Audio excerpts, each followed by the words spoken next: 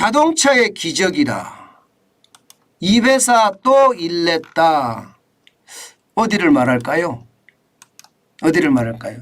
당연히 아마 현대자동차, 현대차라고 말씀을 하실 거예요. 맞습니다. 현대차 그룹 맞습니다. 근데 진짜 일냈어요 또. 현대차 세계 자동차 판매 대수 순위 올 상반기에도 말입니다. 3위를 유지했습니다. 3위를 유지했어요. 와, 대단하지 않나요? 저는 솔직히 대단하다고 생각해요.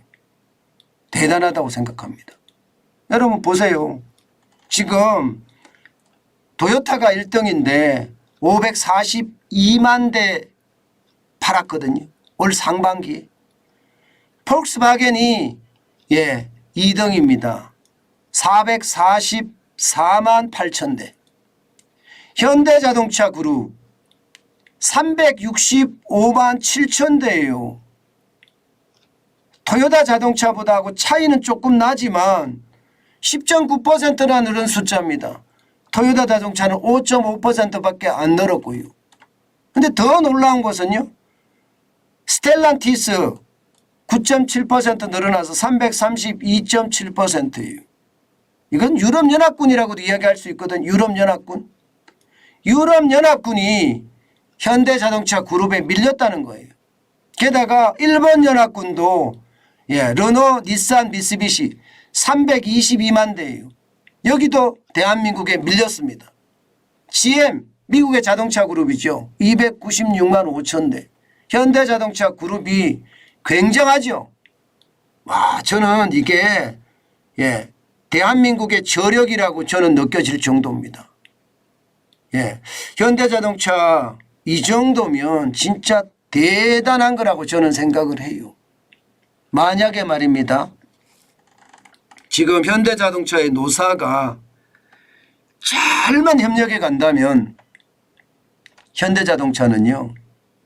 저는 2위, 1위도 저는 넘볼 수 있다고 생각합니다.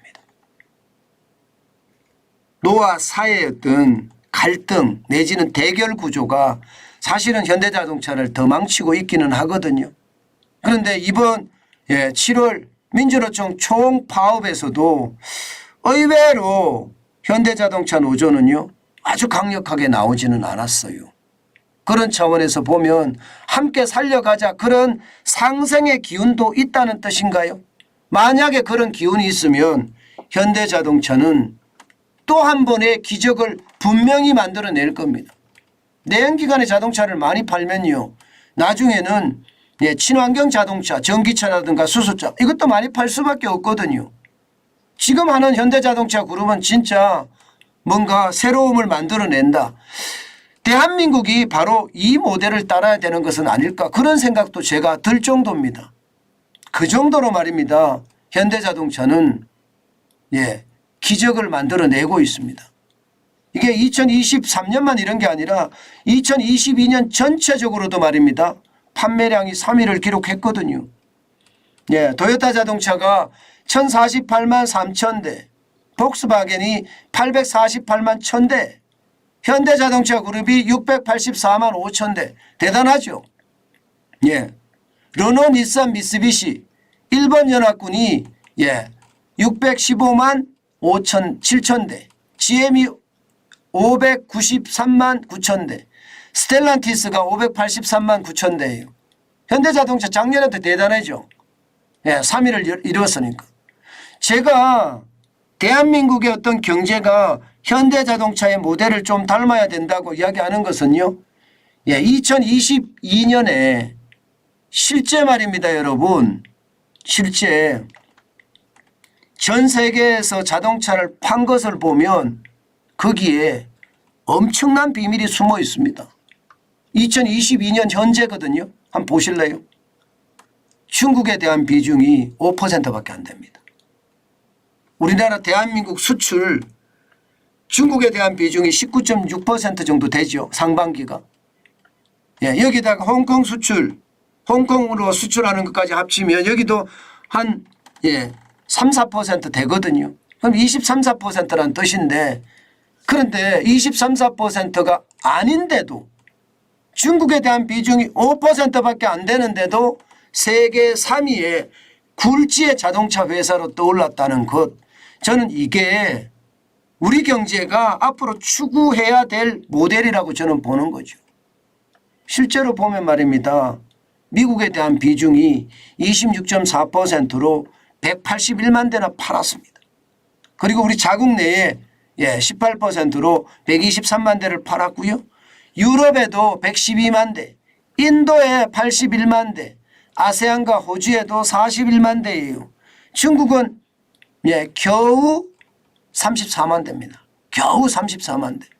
쉽게 말하면 중국은 그냥 구색 갖추기로 넣어놔도 괜찮다는 이야기가 되는 건가요?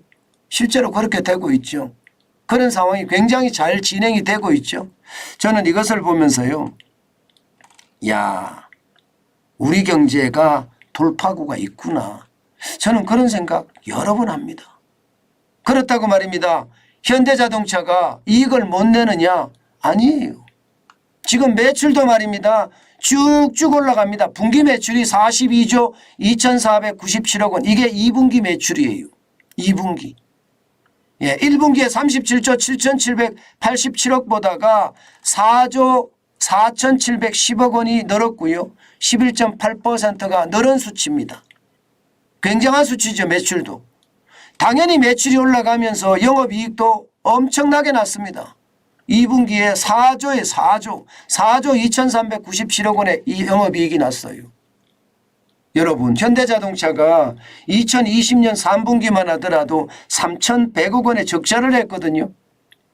2020년 이때는 말입니다. 4분기에 겨우 1조 6,400억 원의 영업이익을 냈습니다. 일반적으로 2021년 내내 1조에서 2조 여기에 왔다 갔다 했습니다. 그러다가 2022년 4분기 작년이에요. 작년 4분기에 3조 3,592억 원까지 올라가더니요. 급기야 올 2분기에는 4조 2,379억 원까지 올라갔습니다. 대단하죠. 결국 말입니다. 두 마리 토끼를 다 잡는 거죠. 두 마리 토끼를. 세계적인 굴지의 자동차 회사로 거듭남과 동시에 매출도 올라가고 영업이익도 올라가는 진짜 두 마리 토끼를 다 잡는 그런 현대자동차가 저는 되고 있다고 생각을 합니다. 이것을 보면 말입니다. 결국 대한민국에 나아갈 방향은 정해져 있다. 저는 그런 생각이 들어요. 대한민국이 어디로 나아가겠습니까? 앞으로 나아가긴 하겠지만 더 강력하게 나아갈 수 있는 방법은 현대자동차가 어떻게 해서 말입니다. 중국 없이도 세계 3등으로 올라갔는지 그 비결을 조사하고 또 조사하면요. 저는 좋은 내용들이 많이 나올 거다. 저는 그렇게 생각합니다. 저는 그렇게 생각해요. 그래서 그 어느 때보다 저는 중요한 게 말입니다. 현대자동차의 모델을 우리는 많이 벤치마킹 해야 된다. 보고 배워야 된다. 아마 정부 내에서도 그런 생각이 좀 많이 들 거예요. 물론 현대자동차만 그렇게 한 것은 아니죠. 여러분들도 잘 알고 계시는 삼성은 예전역에 벌써 시작을 했고요. 예전역에. 그렇지만 삼성도 낸드 플래시 메모리 같은 경우는 중국 시장에 굉장히 많이 의존하고 있고 생산도 거기서 하고 있잖아요. 그러나 전체적으로 보면 현대자동차 덩치가 큰 그룹으로서는 현대자동차가 가장 저는 잘하고 있는 거다. 저는 그렇게 생각합니다. 그게 앞으로 우리 시장을 아주 잘 만들어가는 그런 비결이 되지 않을까. 저는 그런 생각도 해봅니다.